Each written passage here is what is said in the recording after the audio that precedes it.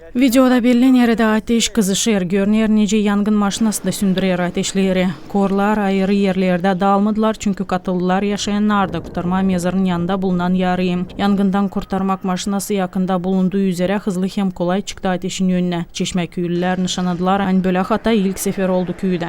Aşağıdan çek etti aşağıdan. Dükkanın orada var yer içinden isteli. Musorlu. Da yatıştırıyorlar orada. Tuvaletten biraz aşağı itiyorlardı. Oradan başladı o. Aşağıdan geliyor ves musor.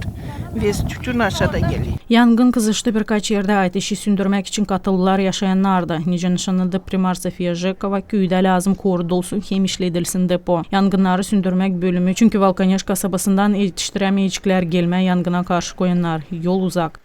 До сих пор частично финансирование мы получали из регионального бюджета, часть... Bizim depo kablederdi bütünden 160 bin liraya yakın ama o paralara girerdiler mahsus transfertalarda. O kadar ki bize lazım ta bir işçi. Bize sıra gelecek şimdi bu yıl kendi başımıza arttırma paraları da makar 80-90 bin liraya geçirme. Çünkü nice gördük var büyük riskler bugünkü olay da gösterdi. Depo yok nasıl yok edilsin köyden. Kuraklık da gider.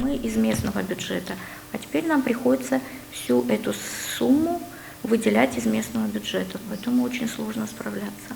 Yangınlara karşı koyanlar teklif ederler yaşayanları tutuşturmasınlar gübürleri çünkü korlar rüzgarlı havada dağılırlar. Ateş sonra kaplar dolayları da. Şimdiki kuraklık hem yağmursuzluk havada açan yok nemlik de böyle hatalı olaylar sıklaştılar. Yanarlar meralar, kırlar, dağlar, ev çorbacılıkları da. Böyle olaylarda vatandaşlar hemen lazım telefondan haberlesinler uzmanlara numaradan 112.